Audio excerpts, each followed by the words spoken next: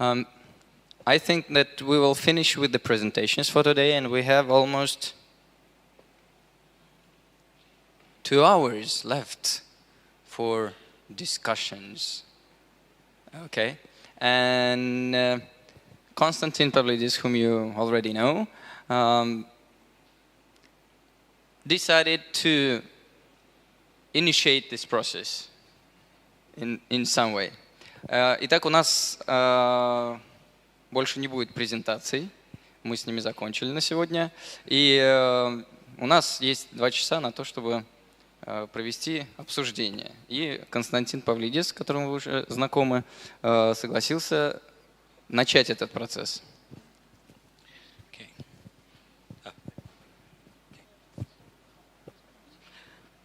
So I understand this part is round-table discussion. Как я понял, эта часть касается круглого стола и обсуждения. Everybody here comes from some kind of health or self-development background. I can put it very generally like this. И я мог бы сказать, что все мы здесь присутствуем как представители или wellness-индустрии, или саморазвития, всего того, что связано со здоровьем и саморазвитием, если говорить в целом обо всех. We are all people who care about other people, and we offer this caring in some kind of service. И мы все представители людей, которые заботятся о себе и о других людях. И мы предлагаем это как некоторый сервис, услугу.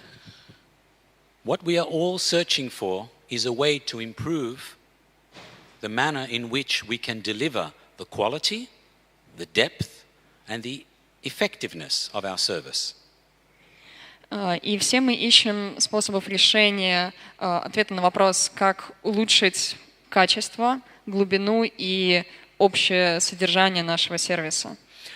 I have been doing this for the last 3.5 decades, and in the last 5 years I've come to realize something, at least from my experience in living and working in Europe. На протяжении 3,5 последних десятилетий я занимаюсь всей этой областью, и за последние 5 лет я пришел к определенному пониманию. We must find a way to help people to learn how to help themselves. Нам нужно научить людей помогать самим себе. Help me to help you be the best you can to free yourself from your suffering. Я могу помочь тебе для того, чтобы ты помог себе сам, для того, чтобы освободиться от своего страдания. That way, I win, you win, your family wins, society wins, and even God wins. Таким образом, я выигрываю, ты выигрываешь, общество выигрывает, планета выигрывает, и в каком-то смысле даже природа, Бог, космос.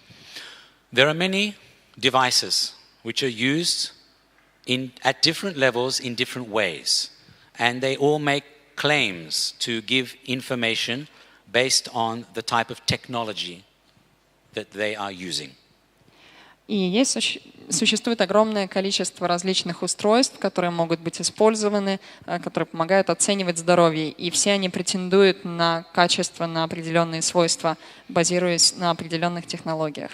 Some devices, the technology is more complex than others, difficult to understand for the user, therefore even more difficult for the receiver, that means the client or the patient.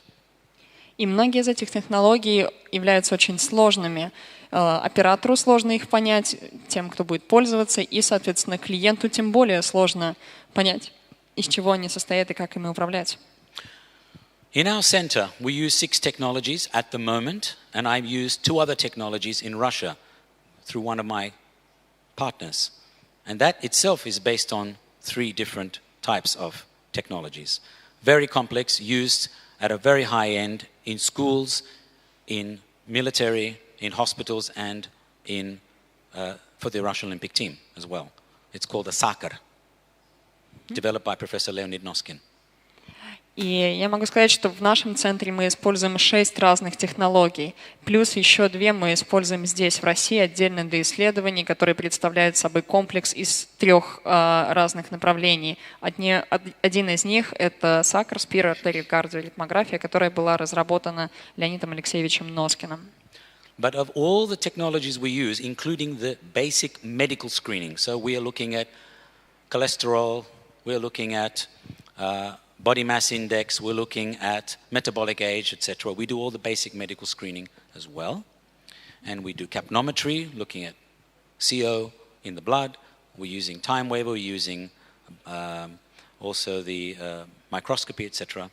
Of all the technologies, by far, Konstantin Korokov's technology is the perfect medium. It's a balance between something very basic and something very complex. It's a perfect way to go through the front door to help the common person get a very good overview of their current life state. И мы проводим в центре различные способы диагностики. Мы делаем общее медицинское сканирование, мы анализируем массу тела, жировой индекс, количество холестерина в крови, собственно, анализируем кровь, используем капнометр для оценки содержания СО2, технологии Time Waiver и многие другие. Но технология Константина Короткова является уникальным балансом между простотой и понятностью, базовым уровнем и очень сложными, очень труднопонимаемыми вещами. И она помогает понять реальное жизненное состояние на данный момент. So of all the technologies that we use that are not conventional, we do not talk about any kind of analysis outside of the, I should say, diagnosis or medical terminology. We talk about pure analysis and assessment that reflects the current life state of the client. И из всех тех традиционных методов, которые присутствуют, мы говорим в основном только о диагностике, и не медицинской диагностике, а о анализе нынешнего жизненного состояния человека, текущего. So what I would like to propose for us is to think right now, what is the best way to take the next step forward to help ourselves in this moment that we have invested our time, our energy, our effort, our money to come to St. Petersburg and sit here after 2 full days, this is the 3rd day, how we can move forward, how we can utilize this very positive, very accessible, very simple, and very productive technology to help people understand themselves better. И теперь мы все приехали сюда, в Санкт-Петербург. На протяжении последних 2 с лишним дней мы с вами обсуждали разные вопросы. И вопрос остается, по сути, только одним. Что же является самым важным? Как мы можем использовать максимальным образом все то знание, которое мы приобрели, все то понимание, для того, чтобы улучшить максимально то, что мы имеем, и выдвинуться на новый уровень? Какие будут следующие шаги? My understanding always of successful interaction and exchange is A, you need a product, B, you need some packaging and marketing, and C, you need someone or something to endorse that. If you don't have this in our marketplace today, people don't understand at all, because that's the model they are working from.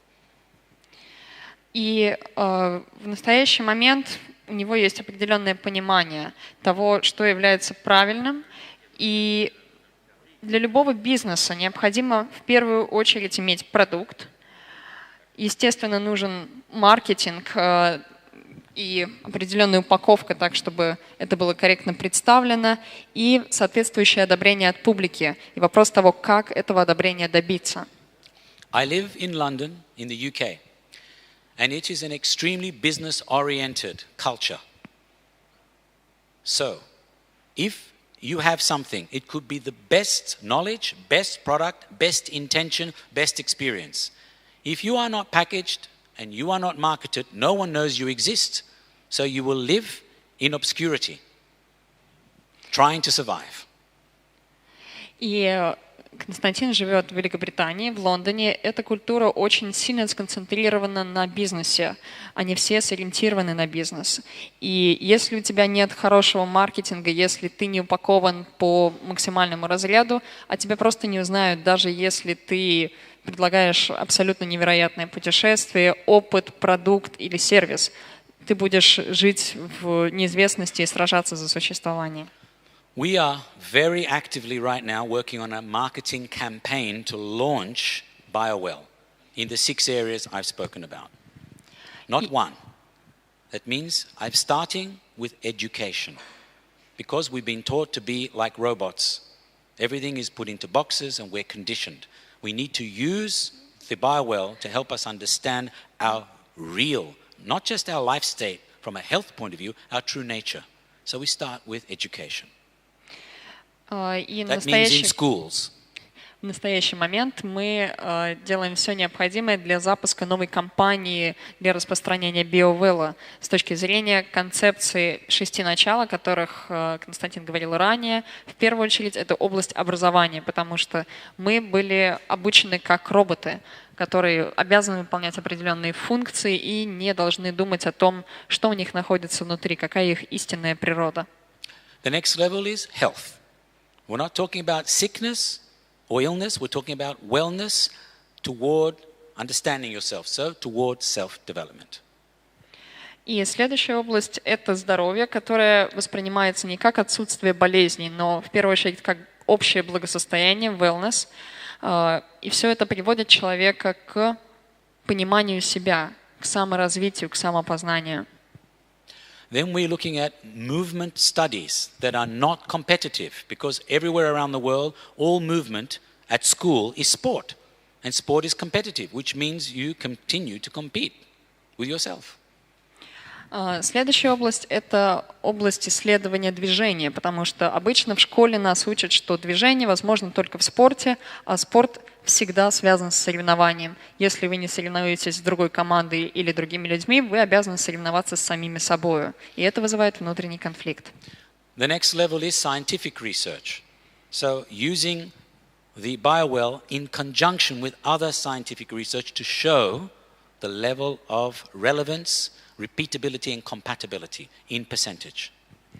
И следующая область – это научные исследования, где мы используем BioWell-технологию вместе с другими технологиями для того, чтобы показать повторяемость, корректность результатов и высокий уровень предлагаемых исследований. The fifth level is in a corporate application, which until now it appears to us is probably the quickest way to make some kind of progress, at least in London, because there's a huge interest in the corporate world to improve their performance and their ability to reach targets. И следующая область, которая, на наш взгляд, является одной из наиболее серьезных, это корпоративный мир, корпоративный бизнес. Потому что в корпоративном мире люди ищут решения, они ищут способов улучшения своего состояния, своего бизнеса и максимального достижения определенных результатов. The sixth level is the quantum feng shui, which means we go and check where you live or where you work.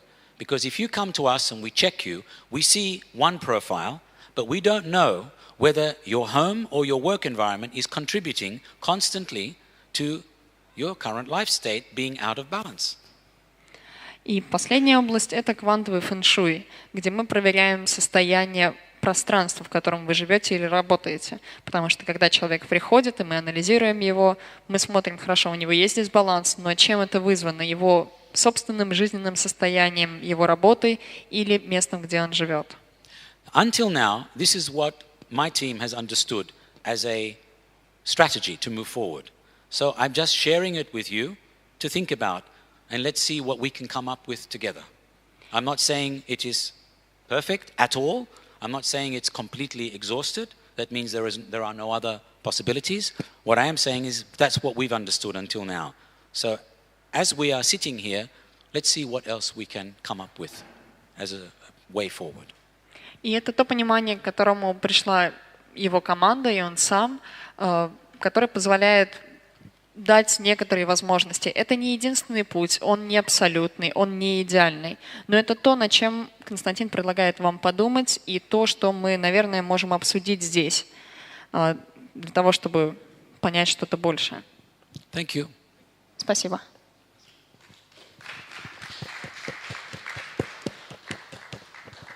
Okay. Thank you very much, Konstantin. And we had some time on the first day between the distributors to talk about the problems and the targets of where we're going to. И в первый день у нас была возможность обсудить с ключевыми дистрибьюторами направления и ключевые проблемы, которые стоят перед нами. Сейчас я бы хотел парочку из них осветить. So I would like to cover a couple of them now.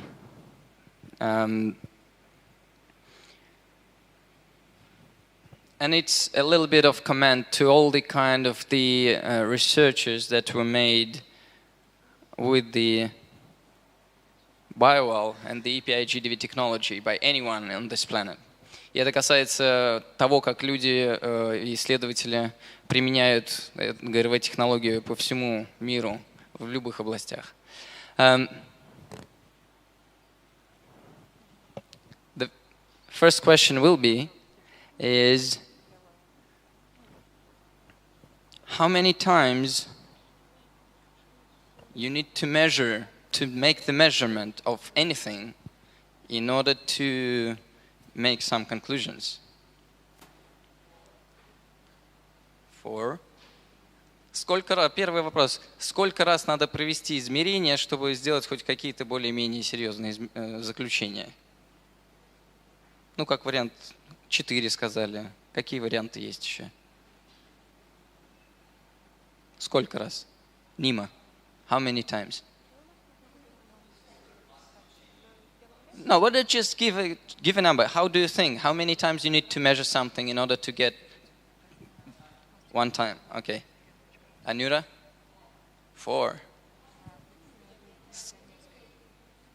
Скольки? 20? Okay, so 20 or 1 or 4. Тут разные варианты. 100 предлагают. 100 times. So, what does it mean? It means that if you have a client or you're measuring a person or you're doing a measurement with Sputnik, you need to repeat it 100 times in order to do the conclusion. Ну, что это значит? Да, то есть, если вы принимаете клиента, да, и измеряете его с помощью BioWell, вы должны его 100 раз измерить, прежде чем сделать хоть какое-то заключение. А все предыдущие 99 раз ни о чем. So, there should be some threshold, starting from which you can give some conclusions. То есть есть определенный порог, начиная с которого вы можете начинать делать какие-то заключения. Modern science is based on mathematics, statistics, reproducibility. Современная наука основана на математике, статистике, повторяемости.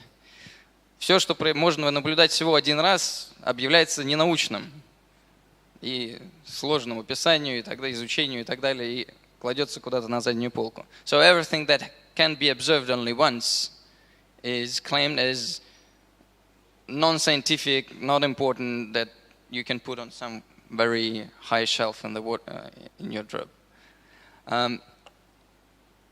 From the point of view of statistics, you have to measure something at least 4 times in order to make any conclusion. С точки зрения статистики, надо провести измерение как минимум 4 раза, чтобы сделать заключение.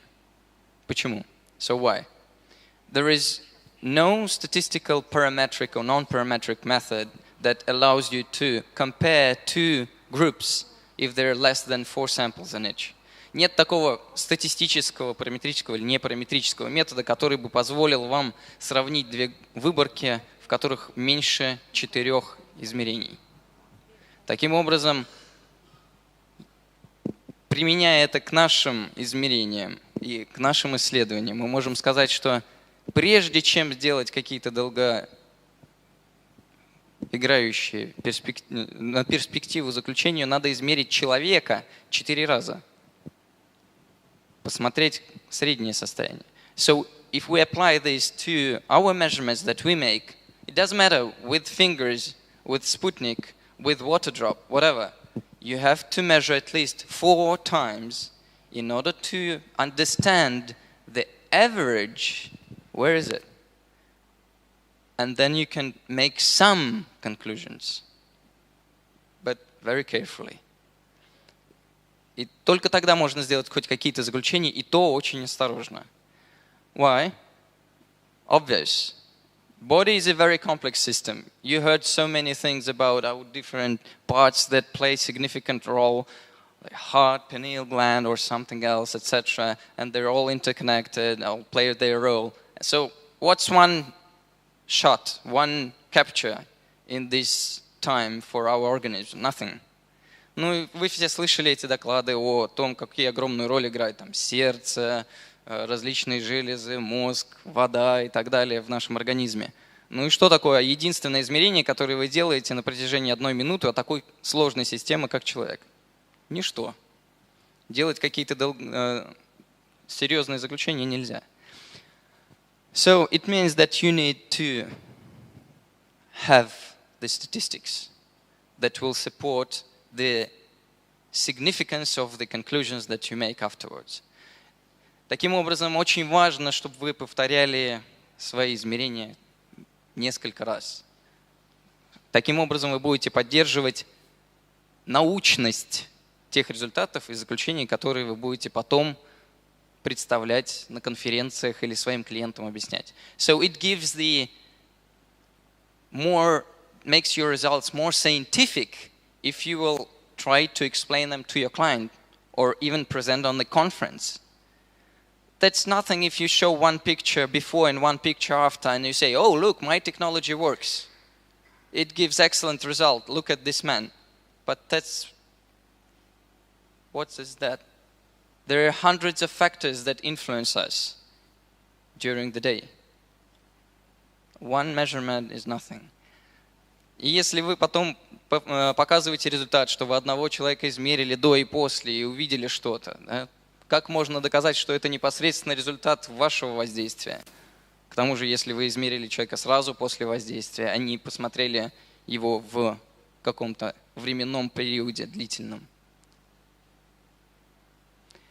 So really, to be more scientific, we need to keep this in mind about reproducibility. That's one thing. And one of the issues that we started with when we started with the BioWell is that people who knew GDV before were saying that BioWell is not so stable, not so accurate as the previous expensive GDV devices. И одна из первых проблем, кстати, связанных с этим, связана опять-таки с этим конкретно вопросом, что как только появился BioWell, многие пытались показать и доказать, что BioWell это несерьезный инструмент, что по сравнению с этими дорогостоящими ГРВ приборами, которые производились ранее, BioWell, так, игрушка. Но цифры есть цифры. Я предлагаю немножко на них посмотреть. So, but you know, digits are digits. I just want you to look at the numbers. No emotions, no subjectivity, just digits. Okay? Я предлагаю просто посмотреть цифры. Вот на экране, пока здесь был один из докладов, написана дата 2016 год, 7 месяц, 4 число, 14:44. So, that's... Yes?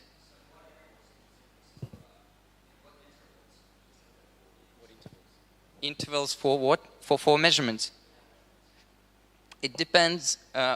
Вопрос, какой интервал мы должны взять, в какое время мы должны провести эти 4 замера, чтобы делать заключение. I would answer that it depends for how far you want to predict the state of the person. The bigger the base that you are basing on, the further you can predict.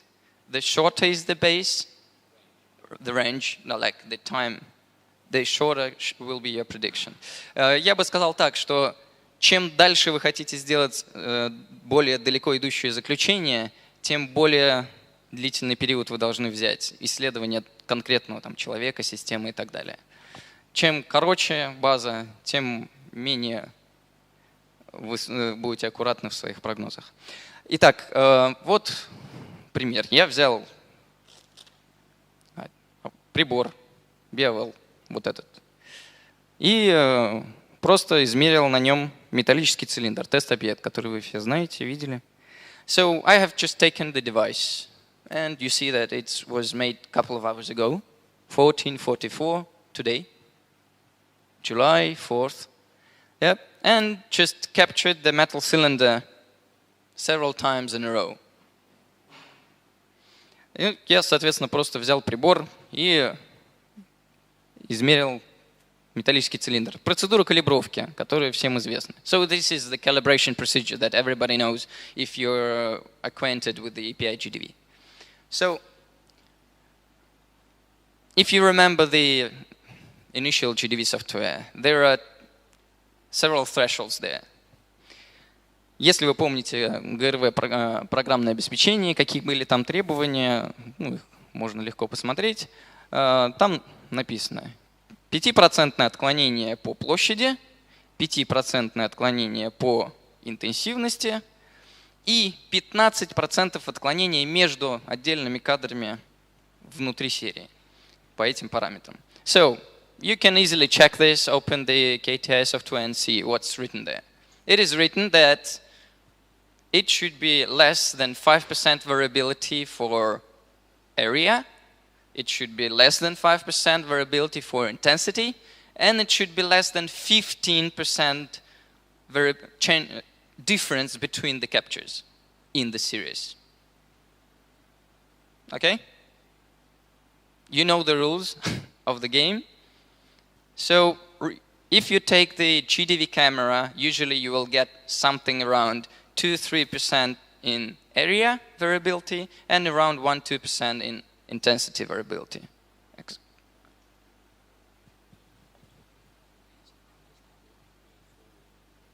Yeah, it's. Итак, если взять Pro-камеру и провести такое же измерение на ней, то вы увидите, что примерно вы попадете в 2-3% по площади в вариабельность и 1-2% по интенсивности. Между собой кадры даже иногда выскакивают за пределы 15%, бывают эти красные строчки иногда. Ну, бывает, но в общем и целом 10% в среднем получается. So, if you look at those numbers, average for GDV Pro camera that is meant to be the best in the GDV world, you will see that like those are like 2-3%, 1-2%, and like sometimes it happens like more than 15% in between the captures, but regulates around 10. So here are the results in this case, the statistics. So maybe it's too small resolution here. I will just name it. So I made 20 captures, like calibration. Я сделал 20 кадров подряд с 5-секундным интервалом. Ну, как обычная калибровка. Ну, можем посмотреть на разницу. Самое нижнее значение у нас 10920 пикселей по площади. И самое верхнее 11400. То есть 500 пикселей разница. So, in area, in pixels, we see that the difference between the lowest in the series, 10,925, and the highest, 11,432, is 500 pixels. Am I correct? Я правильно посчитал?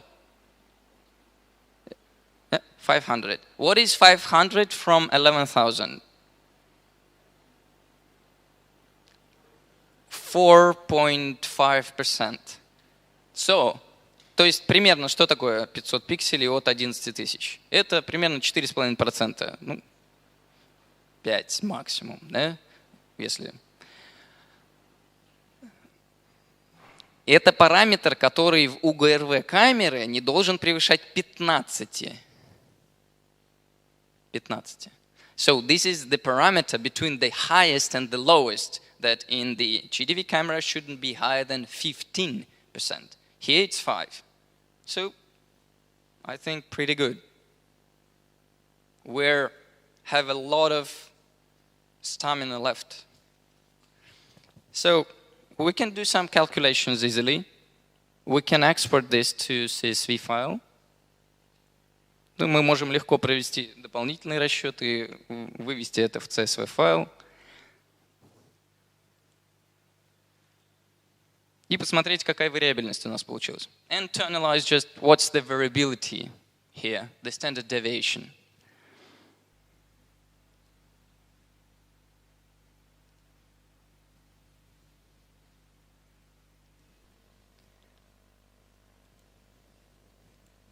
One second.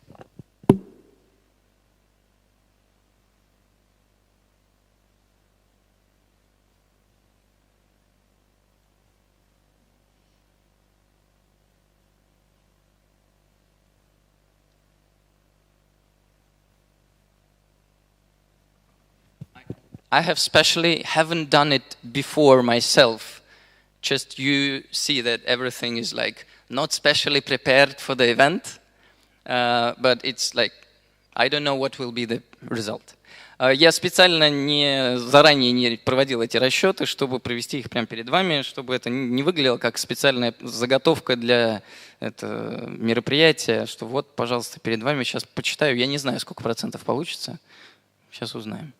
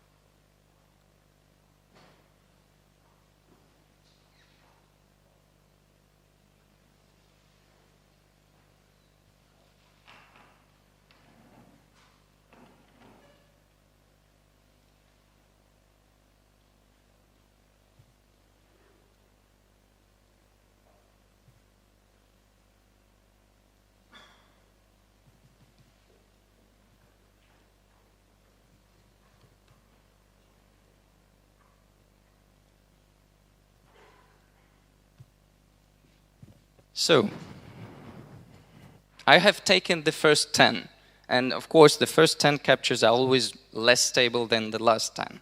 Ну, я взял первые 10 значений, и, кстати, первые 10 значений обычно менее стабильные, чем последние, далее идущие. Что у нас получилось? So, what we have received. So, the average for those 10 is 11,231. So, 1% from that is 112.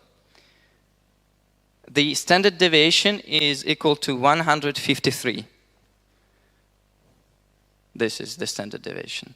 Да, то есть среднее значение получилось 11231, 1% от этого 112, а стандартное отклонение получилось 153, что составляет 1,37%. So, the stability of the device is 1.37%.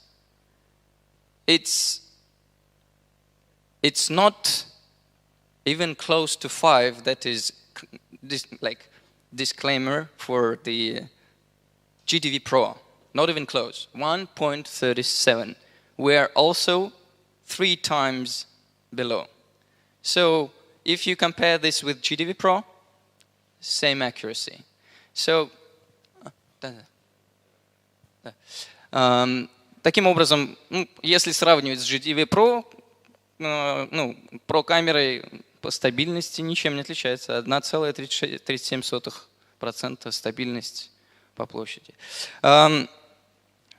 Другой момент. Константин Георгиевич хочет здесь сделать добавку по этому поводу. Я потом еще хочу по воспроизводимости. Yes, so, and I would add to this, we did special experiments just recently. We've been measuring people 10 times during the day. Okay. No, Dmitry will show this. So, and it was 2 experiments of this kind. First, we've been measuring people 10 times during the day, just during the day. And then another experiment, they had glass of normal water, 5 times measured, then glass of water, just normal from standard bottle, not from this one, plastic bottle. And then 5 times again, with 15 minutes difference. And then we had a special program that was sent to us for testing from Malaysia that changed the structure of water. So next experiment, of course, next day, it was same or different people. Again, they were measured 5 times with 15 minutes difference. Then they had a glass of structured water. And then again, 5 times measured. So when it was no difference, variation between all those measurements was on the level of from 5 to 10% for people during the day. 5–10%. But of course it was healthy people who had no serious issues. Значит, я хочу сказать, как раз мы проводили специальные сейчас недавно только эксперименты. Значит, мы мерили людей 10 раз в течение дня. Один эксперимент был, мы просто так их мерили, вот человек через 15 минут, ну 15–20 минут разницы. А второй эксперимент был, там иногда даже час разницы. Второй эксперимент, они выпивали между этим стакан воды, но ничего не ели. Так вот, и в том, и в другом случае разница между всеми этими изменениями была примерно 5–10%. Это были практически здоровые люди, где-то так, среднего возраста. Когда эта вода была заряжена, структурирована специальным прибором, то тут вышла статистически значимая разница по целому ряду параметров. Это вот четко было показано. Next topic I want to add to Dmitry, so how big the difference should be between the first and second measurement. Again, it depends on the type of experiment you are doing. For example, in this experiment that I've told you about, we were interested just to see the effect of one glass, but not immediately after, but during about 2 hours after. And we were able to detect this difference. Would we make it later on? Of course, it would be totally nonsense because people become hungry. 2 hours, they can survive without food. But would it be 4–5 hours, people becoming hungry, and all data would be totally transformed. Total nonsense. Значит, вот теперь следующий вопрос, это сколько времени мы должны мерить после какого-то воздействия. Значит, ну вот я приводил пример, что люди выпивали стакан воды, и мы их мерили 5 раз после этого. Но именно 5 раз, а не 20. И именно в течение 2 часов, не более. Потому что если бы мы это делали в течение 5 часов без еды, то человек бы начал просто хотеть есть уже, и все бы, естественно, мы мерили совсем другой процесс. Не тот, который мы хотели поймать. Поэтому здесь было специально вот так запланировано именно не более 2 часов, ну где-то 1,5–2 часа. Another type of experiment that we did before, when we had some influence, again, it was, for example, water. We did several types of experiments, water. So one group of people, they drink normal water, standard, just standard filtered water. Another group of people, they drink structured water, like Stelmas or some other structured water. And this type of experiment we did for a month. So for a month, one group, they had this normal water, good filtered water. Another group, for a month, they had drinking only structured water. And it was obligatory for them to drink 4 glasses a day. It was a type, they were paid for this. So in the morning, during the day, 2 glasses, and at night, 1 more glass. So 4 glasses a day for a month. Then we had comparison of these groups before. So before we demonstrated that they are randomly selected. And they didn't know, of course, it was blind experiment. And then a month after. So a month after, it was statistically significant difference between groups on many parameters. So it was absolutely clear demonstration that it is real, very good effect of Stelma's water, and it's very excellent water. And the same we did with different types of water. So you see, there it was necessary not 2 days, not 3 days, but a month. Why? Because we have cycle for women, for men, and we need to be sure that we are not measuring, for example, menstrual cycle, or not measuring some other process. But we are measuring effect of this factor. Same, for example, we did with healing sessions. Again, it was same type, healing session, fake sessions, and again, we did it for a month. So in this way, we can be sure that we are measuring the effect of this particular factor, but not some random variations. Значит, и вот другой тип эксперимента, когда мы мерили воду, и вот в частности вот эту воду Stelmos, она, сказать, я, сказать, еще раз подчеркиваю, что это особая вода, совершенно особая, и компания, которая ее делает на фуллеренах, это, конечно, совершенно великолепное производство. И вот эту воду у нас было, сначала мы измерили 20 человек, потом случайным образом разделили на 2 группы по 10 человек. Одна группа у нас пила просто обычную воду из фильтра, другая группа пила вот эту воду, но, естественно, слепой эксперимент, то есть они не знали, кто есть кто. И потом мы их померили через месяц. И через месяц была четкая статистическая разница по многим параметрам. Улучшение там в той группе, которая пила структурированную воду. Вот и здесь именно месяц, потому что это позволяет убрать случайные вариабельности какие-то. Там есть циклы, естественно, у мужчин и у женщин. Если это женщина, то у нее мы попадаем в те же дни того же цикла, который был в начале. Если мужчина, мы как бы тоже, ну и потом кто-то обычно выпадает. То есть 1-2 человека отпадают, там кто-то уехал, кто-то заболел, поэтому месяц как раз то время, которое позволяет достаточно хорошо еще держать группу, потому что если вы будете полгода мерить, она потом у вас просто может распасться, эта группа. Или какие-то случайные факторы, у кого-то кирпич нагло упал, и, так сказать, у него изменились все показания от этого. Вот, поэтому в зависимости от того, что вы хотите получить, вы выбираете вот время измерений. Ну и, как Дмитрий заметил совершенно правильно, минимум 4 – это вот минимальное то, что возможно. Меньше просто категорически нельзя, потому что бессмысленно. А лучше больше. То есть оптимально, если вот мы работаем с людьми, 10 человек – это вот такая хорошая группа.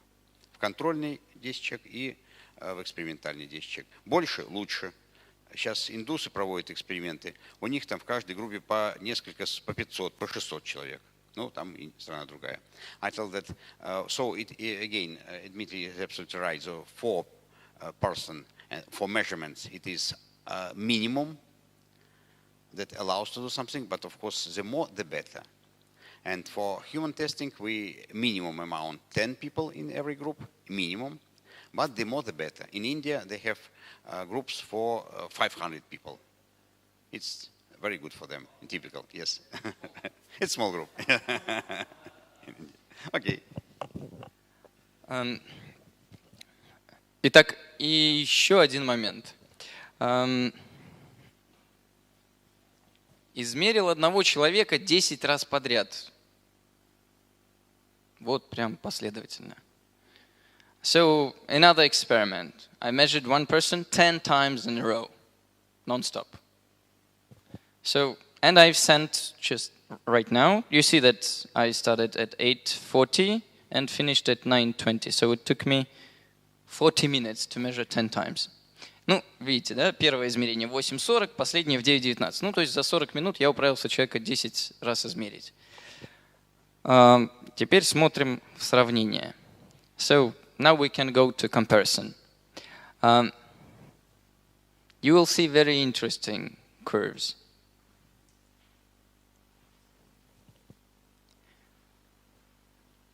The stress level, уровень стресса, эмоционального напряжения, за эти 40 минут возрастал. Человек с утра уже хотел кушать, его мучили, мерили вместо того, чтобы покормить. Вот он, соответственно, уровень стресса возрастал от каждого измерения. So you see that this emotional pressure, the stress level, was increasing through those 10 captures because person in the morning wanted to eat breakfast and was starving and was like, come on, stop this torture.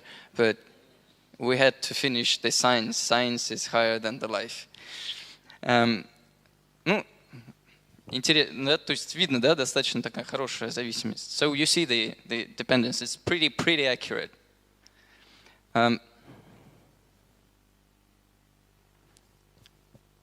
Посмотрим на энергию человека. And energy of the person is going down through this process. Yeah? Человек переживает все больше и больше, нервничает, и энергия у него падает. Да? Ну, существенно достаточно. Да? С 44 с лишним до 32 с лишним упал. So you see that this significant change from 44.67 till 32.6. Don't repeat this experiment on living people. But if you look at the symmetry or balance, it's pretty the same for the person. Но если вы посмотрите на уровень баланса, гармонии самого человека как такового, насколько он держит свое состояние стабильно, да, видите, что есть определенная вариабельность между замерами. Да, но, тем не менее, они достаточно стабильны, никакой тренда нету. So you see that there is no trend. It's pretty like the same through the time. So the person keeps the balance, so-called. The homeostasis level is there. Whilst the energy can go down, but the balance stays there. Adaptation, of course. Interesting part. Everybody likes to look at those colorful balls, orbs, circles. I don't want to make interpretation. I just want to grab your attention to this. Я не хочу делать интерпретацию. Я хочу вам просто показать одну вещь. Обратите внимание, что некоторые центры, например, 6-й, синий, аджна. 9 times, 9 раз в одном и том же месте практически. Один раз чуть-чуть отклонился. So you see that, for example, the 6th chakra, the energy center, the blue one, ajna, 9 times from 10 is exactly on the same place. Only once a little bit deviated. It's not even close to the, those yellow or red threshold. Not even close. It's still norm. A little deviation. Whilst other centers, for example, if you take the yellow or the purple, the spread of them is bigger. То есть, если вы посмотрите, да, то вот эта стабильность центров, она разная. То есть вы видите, что некоторые, и это как центры остаются на месте, а некоторые, у них разброс шире становится. И вы видите, в какую сторону человек тяготеет. So you can see to which direction the person is more attracted. But such detailization picture you can obtain only by repeating the measurement. Но такую картинку вы можете увидеть, только повторив измерение неоднократно. Another conclusion is that this is pretty stable person. Другой момент, что это достаточно стабильный человек, в принципе, по своему состоянию. If you take a little bit unhealthy person, если вы возьмете нездорового человека, то разброс по различным центрам может быть значительно выше. But if you take an unhealthy person, the deviation for different centers can be absolutely different. And in some cases, you can even see that in one measurement it can be on this side, in another it can be on the other side. И в некоторых случаях, если вы проведете два последовательных замера, вы можете увидеть, что в одном случае центр находится с левой стороны, а с другой стороны с правой. It is not the characteristic of the biowell that it cannot measure it. It's the characteristic of the person's stability on a specific center. Это не характеристика BioWell, который не может померить стабильно что-то. Это характеристика человека, который на разных уровнях имеет различный уровень стабильности. Так же, как здесь. Или здесь. So, just keep it in mind that by looking only on one capture, of course, I know when you receive a client, you're limited in time. И, конечно, я понимаю, что когда вы, допустим, принимаете пациента, у вас время ограничено. Даже если вы исследуете самого себя, время ограничено, хочется побыстрее это сделать. So, even if you are measuring yourself, you're trying to make it as fast as possible, of course. Time is money, money is time, etc. But, no. That is why we have added one more function to this software. Именно поэтому мы добавили еще одну функцию в наше программное обеспечение, которая позволяет вам, сократив время, все равно достигать нужного вам уровня точности в постановке заключения, или не хочется использовать слово диагноз. That's why we have added a function called one finger, in order to obtain still, by saving the time, to obtain still higher accuracy. What does it mean? It means that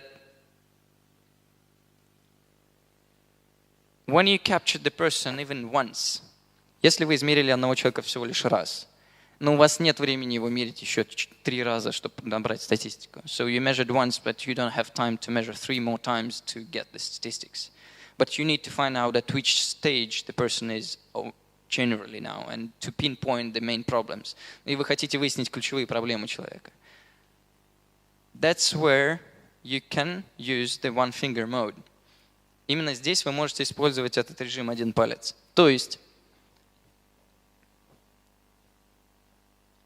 глядя на картинки, которые вы получаете, вы можете выбрать конкретную, допустим, правый и средний палец, и его потом измерить 10 раз подряд.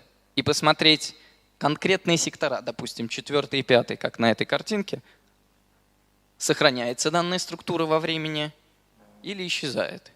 So, for example, you can take the right middle finger and you want to study these abnormal sectors to see if they change in time, they disappear, and it was just temporary deviation, or this is something stable. So you go to one finger mode and you capture one finger, this finger, 10 times. And then you've got statistics. And then you can really rely on the conclusions that you make from that. You will fit the 4 times principle threshold. Таким образом, вы, повторив это измерение как минимум несколько раз, одного пальца, и посмотрев на конкретный сектор, вы сможете убедиться, что это стабильное состояние или что-то, что появляется или исчезает, временное явление. Таким образом, вот этот критерий и требование, что надо все повторять 4 раза, будет соблюдено. No questions about that? Есть вопросы по этому поводу? Yes, Sabine. I'm suggesting to use the finger. Вопрос, какой использовать палец. The question is which finger to use. You select by analyzing all fingers which one is the most suspicious. Как вы выбираете этот палец? Вы анализируете все 10 и смотрите, какой больше всего привлекает внимание, какой больше всего отличается от нормы сильнее всего. И именно его исследуете. Почему? Why? Don't try to grab attention of the person to 10 problems at a time. Не пытайтесь обратить внимание человека на 10 проблем сразу.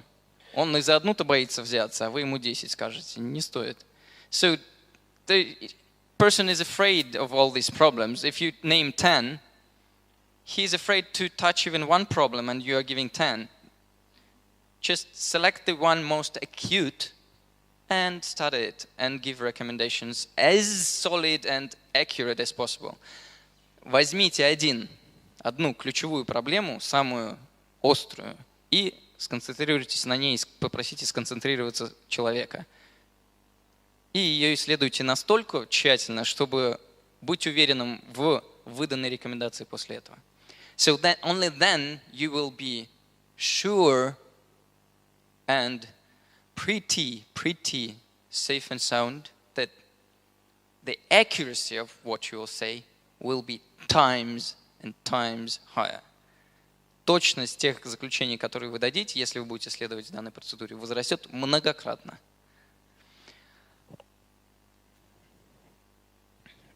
Последний. Yes, Jeff.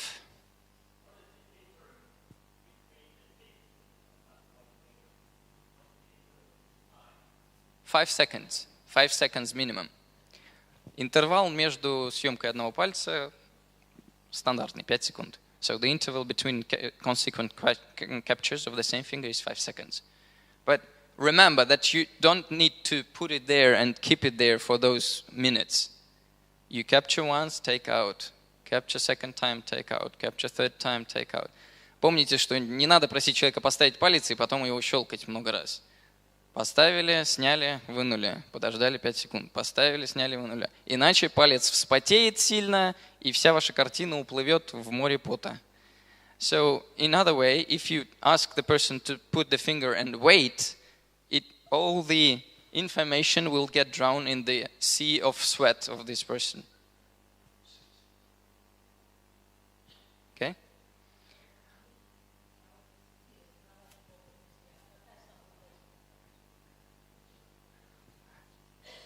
So the question is, in this case, what is the most acute problem of this person? My answer is, there are no acute problems for this person. Мой ответ будет, у данного конкретного человека нету острых проблем. Есть те, которыми можно потенциально как-то превентивные меры принять. Да, ну, я бы сказал, почки, печень. So I would say that there are no acute problems here. There are some that there is time to make some preventive steps. So I would say that possibly the kidneys sector and liver sectors. Yeah. Okay. Yes. Yes.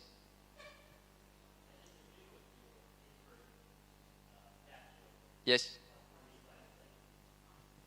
5 seconds between capture. You cannot do faster.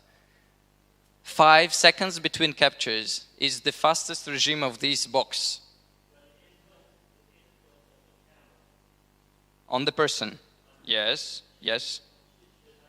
Okay, so the question about the influence of the camera on the person. Вопрос такой, а ведь если мы меряем человека несколько раз подряд, то мы таким образом еще и влияем на самого человека процессом измерения. Yes, you do. You know that you are changing quantum reality just by observing it. Everything is being changed by simply observing it, even not doing anything. Конечно, вы влияете.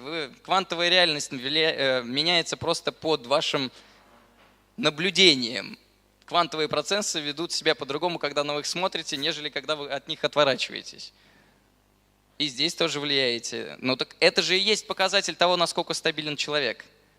Если один будет постоянно падать, а другой будет удерживать свои значения. Это и есть показание состояния адаптационных резервов человека. So this is also a good stress test because it tells you about the adaptability reserves of the person, because one person will stay on the same line for all those captures in a row and another one will be exhausting. And it is showing you on which stage the person is. It is useful information. It's nothing bad that it influenced. Yes, it influences, but this is useful influence.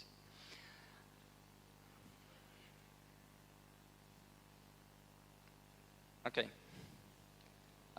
One more topic that I want to cover before we come to the final call for this conference. Еще одну тему, которую я хотел бы затронуть перед тем, как мы придем к завершающей церемонии этой конференции. I call this golden formulas. Я называю это золотые формулы. You probably know or you heard that it is possible to extract the information from the BioWell software. And it's very fast in the BioWell software in comparison to KTI software. With one click, export to CSV. Вы знаете наверняка, если вы пользуетесь данным программным обеспечением, что из него очень легко доставать статистические данные. Все параметры в 2 клика. Да? Экспорт в CSV. Да? И вы получаете файл вот с таким большим количеством разных вот значений. К сожалению, очень долго крутить. Я покручу так. Сейчас мы закончим. So, I have only 2550 parameters only. Ну, в данном случае, вот замер, вы видите, у меня всего лишь 2550 значений, с которыми я могу работать. What you do with them? That's where the golden formulas come in. It's about how you process this information and these parameters. Это касается, эти золотые формулы, как раз-таки касаются того, что вы делаете дальше вот с этими значениями. Какой анализ вы к ним применяете? So what kind of analysis you apply afterwards when you take those 2550 values? And you probably have heard, and for example, Dr. Yakovleva has demonstrated it very good. Вы наверняка слышали, если были на докладе доктора Яковлевой, вы видели, что она четко показывает, что пациенты, допустим, с опухолью и без отличаются по нескольким параметрам. Причем некоторые параметры отличаются в сторону увеличения, а некоторые в сторону уменьшения. Одновременно. So you probably remember that the difference between those with the patients with the tumors and healthy, the difference contains multiple parameters. Some of them are higher and some of them are lower in parallel altogether. And when they're in such a combination, it means this. If they're in other combination, it means something else. Таким образом, вы понимаете, что вот такая комбинация значений параметров с определенной вероятностью значит это. А такая комбинация параметров означает вот это. Основной вопрос, а как же вот эту золотую эту формулу, да, вот как вот определить вот по этим 2550 параметрам, какие из них надо взять, чтобы сделать какое-то заключение?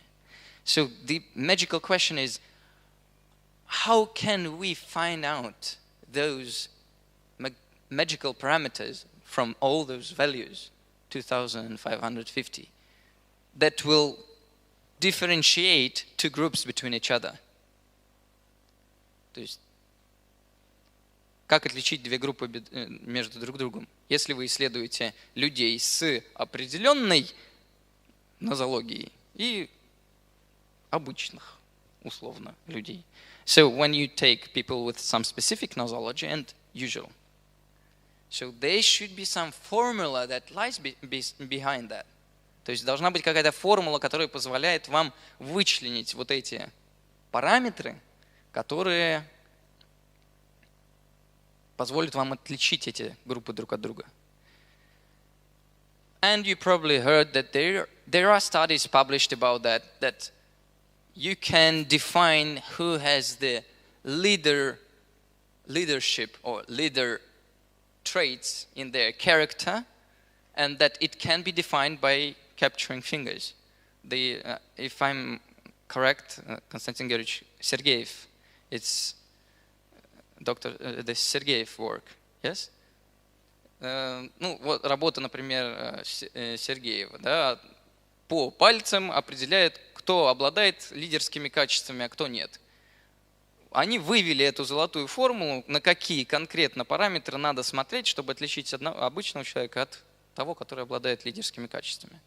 So, Dr. Sergeyev has made this research in order to derive this golden formula and on which parameters to look and on which should be banned to differentiate the leader from the regular person. So the same thing can be done in each of your sphere of application. You want to see the difference between the person with arrhythmia and regular person. You want to see the difference between autistic person and regular. You want to see happy person difference from the depressed person difference, etc. Behind each of these differences, we can make a golden formula that will further on can be inbuilt in the software. And by simply making some amount of captures, the program will tell you the portrait of the person. You are 95% healthy, 45% autistic, etc., etc., by calculating those golden formulas. Why not? In each of your specific field it can be done. И таким образом, если каждый из исследователей, который работает в своей конкретной области, сможет выработать такую золотую формулу, которая позволит программе автоматически, зная, какие параметры надо считать, определять, что этот человек на 45% аутист, а этот на 50% счастлив, а на 50% в депрессии и так далее, это можно вполне запрограммировать в наш программный комплекс. So, it can be programmed in the Bio-Wall software. But we need a tool for, it's called multifactorial analysis. Данный подход называется мультифакторный анализ. Это очень достаточно сложный процесс, однако он вполне осуществим при вашей помощи. Мы можем предоставить механизмы, вы можете предоставить данные. So, I think that this is our next step that we can make, is that we can make those narrow applications in different spheres to create those golden formulas. But with your help, we can provide technical support and all the programming and all the calculations and inbuild them in the server. And you provide the data. So that's one of the ideas, that I call the golden formulas. In each of the spheres that you apply it, maybe it's going to be a good thing to move forward in this direction. Just think about it. You know my address. You know my phone. You know where to call. We with Konstantin are open for that. We have a wonderful programmer who can do whatever we ask for. It's just a matter of time. Поэтому, если у вас есть какие-то идеи по поводу узкого применения данного подхода, создания таких золотых формул в конкретной вашей области специализации, замечательно. Вы знаете, как с нами связаться. У нас есть замечательный программист, который сможет это все осуществить, автоматизировать. И с помощью Bio-Wall, который позволяет накапливать данные достаточно быстро на сервере, мы все это можем сделать. Если только вы захотите. So, with the Bio-Wall server software, we can do all of this with your help, if you wish, if you want to, if you will have an intention to move forward. So I encourage you to think about that. In your specific sphere, we're ready to support. Okay? Deal? Good. So the last one. You know, today is 4th of July. И последнее, что я бы хотел сказать. Сегодня у нас что? 4 июля.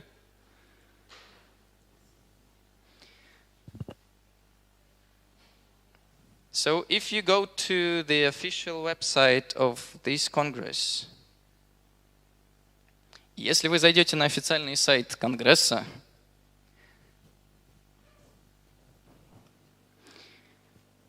and read carefully, the Science Information Spirit Conference 21st will take place in St. Petersburg on this planet from 1st to 3rd of July 2017.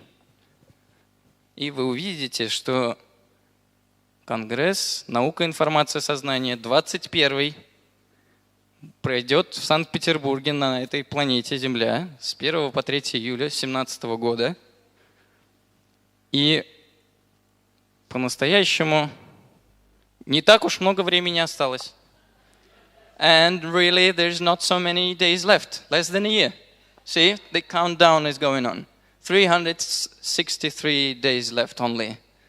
Just you have a little bit time for vacation, of course you are tired, I know that. And we're waiting for you to come back. Ну, я понимаю, конечно, что вы все устали здесь, мы тоже. Ну, понимаете, 363 дня всего осталось, немножко можно отдохнуть, и мы вас ждем обратно. So, you're welcome to come next year. Thank you very much for your attention. Спасибо вам большое за внимание.